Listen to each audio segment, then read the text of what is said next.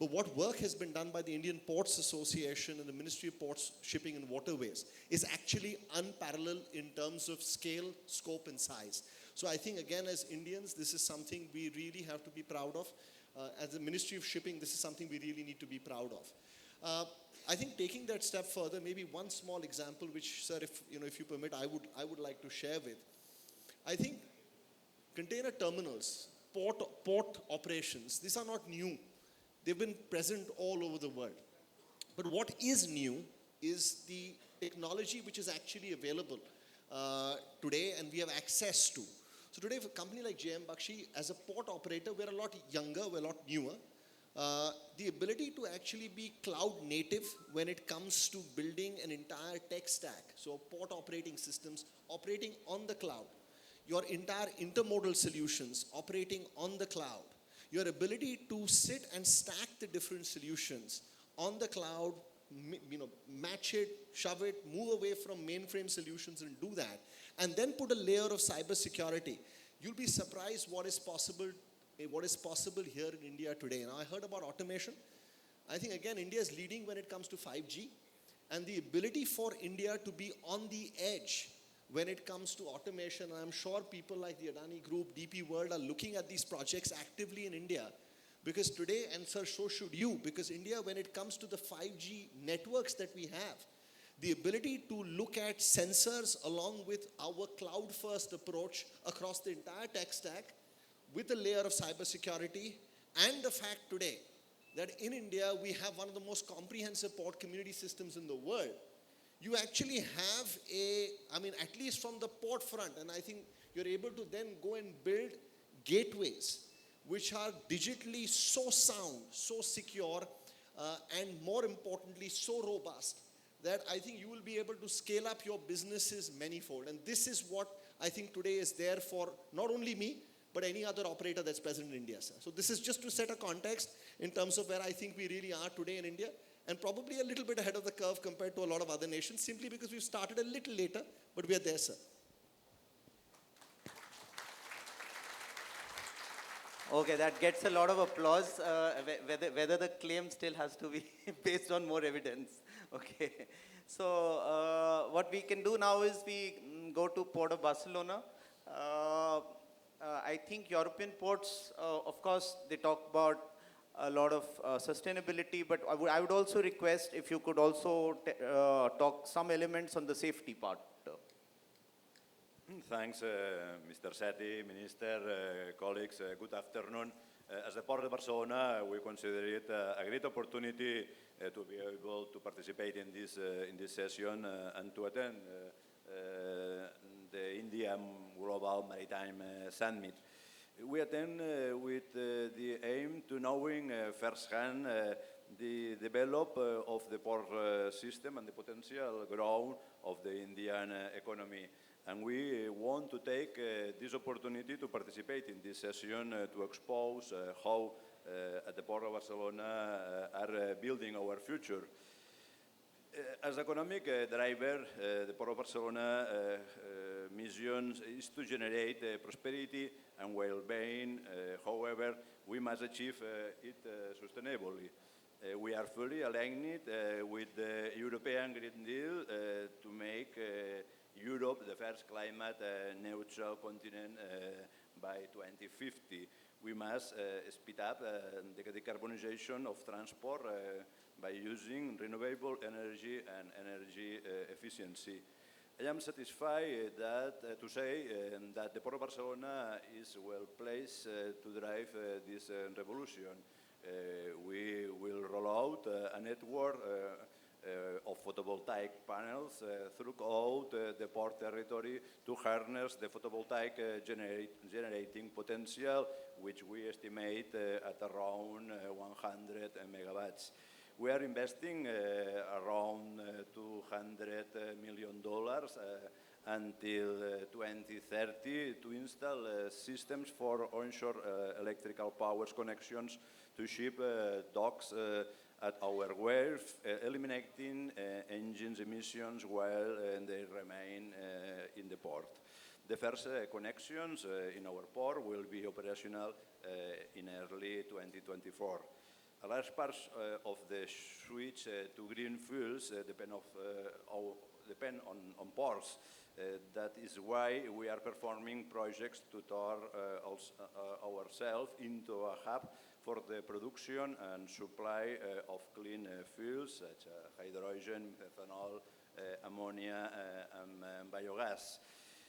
We will be the starting point of the main hydrogen transporting pipeline in Europe, a project fostered by the European Union to bring clean fuels to the entire continent. The second great challenge of maritime transport and the global port system is the innovation. We must accelerate our digital transformation, developing an evolving smart port model using artificial intelligence, big data, the Internet of the Things, the blockchains to be more efficient and capable of providing continuous services. For 5 years, we have organized the Smart Ports, Piers of the Future, international conference with the collaboration of our ports, of leading ports like Anvers, Busan, Hamburg, Los Angeles, Montreal, and Rotterdam, and Gothenburg.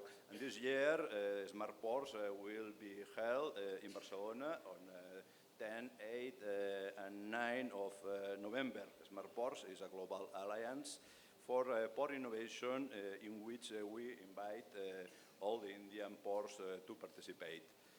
From the Port of Barcelona, we are developing projects to promote the innovation. For instance, we are the first port in the Mediterranean to deploy a high-capacity 5G standalone telecommunications network, a project that we are carrying out in alliance with Orange. We are building an innovation and training hub that includes a specific foundation to create an innovation ecosystem linked to port activity, a Blue Tech Port, a project to attract and promote startups and innovative projects of consolidate companies in all the sectors of the blue economy, and related training centers such as the maritime and logistic sector, European Intermodal School, Logistic Institute, and the Nautical Institute. This is how we imagine the ports of the future, a fundamental infrastructure to the development and progress of the entire country. Thank you. Thank you. I would now request Mr. Tripathi from Adani Ports and SEZ. Adanis have successfully done the E2E logistics within our own country. I would request him to share that experience, and if there is an additional thing on the digitization part also, you can talk about that as well. Thank you, Sanjay ji. Is this audible enough, please? Honorable Minister, sir, respected Secretary, Convener Sanjay ji, esteemed distinguished panelists, and a full house indeed. I'll begin by first congratulating the Honorable Minister and the Ministry for a very successful management of this event and the first plenary session of Connect, Collaborate and Create.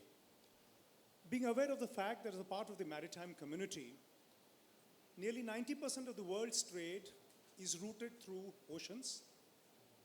We as citizens of the world have responsibility towards our oceans, a very popular concept called the blue economy.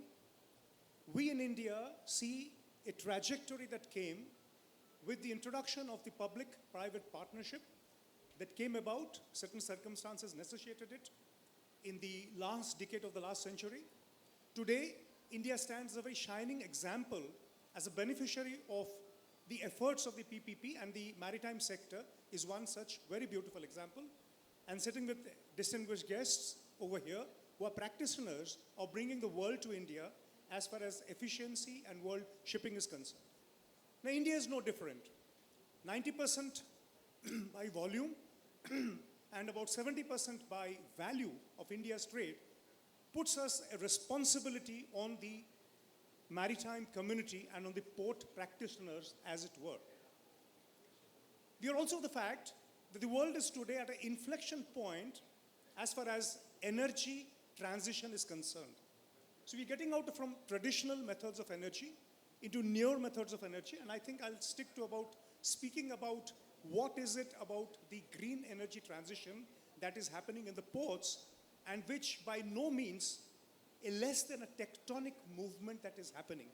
Please be aware that the responsibility cast on the maritime community because of the large trade passing through means we have sustainable methods of practicing ports. And clearly the theme has been set that the port of the future, indeed the world of the future, is going to be based on smart, safe, and sustainable.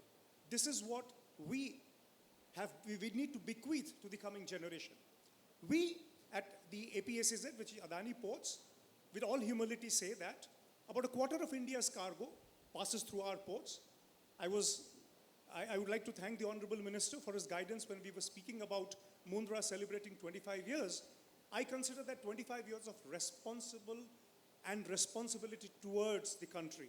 In Mundra and in all our ports, which are a string of pearls across the Indian coastline, starting from Gujarat right up to the state of West Bengal, where we have won a concession for developing Tajpur, the green imprint is absolutely visible. We're making a transition from traditional energy into RE energy, and as I speak to you, the composite demand in all the ports is nearly 250 megawatts, and by the year 24 of April, we would have transited entirely to green energy from a base which is being set up in one little part of Kutch at Khavda, where we are setting up 1,000 megawatt on behalf of the ports to harness this green energy into our ports. Already, we have spoken about, we're aware that the electrification, and other speakers have also spoken about it. Today, it's a matter of pride that every single equipment that runs on the berth phase of all the ports of the APSEZ are run on electric power, and by 24, it will be a green power. But more importantly, is it merely about a green port? I think a port cannot be diverged from a larger ecosystem of the economy. And that is a responsibility towards a biodiversity. So when we go to set up a port, I would give you one example of a port in Dhamra, where we went to set up a port. We're aware that very close to the port is a world's largest rookery of the olive ridley turtles. Now, would this mean that the turtle nesting would die? Would this mean that man and animal would not survive together? Would it mean that economy would be at peril to ecology? No, we are believers that economy and ecology are two sides of the coin, and they practice them together. So when we went in, we set up along with IUCN, and sir, to the Honorable Minister, I want to say, in all humility, the Dhamra port of APSEZ is the only port to be tagged with IUCN as a green port, leading to a sustainable future for the olive ridley turtles. And is again with great pride and humility I say that every successive year that the cargo goes in the APSEZ ports, the green imprint gets more and more entrenched. So therefore, if the turtle migration happens,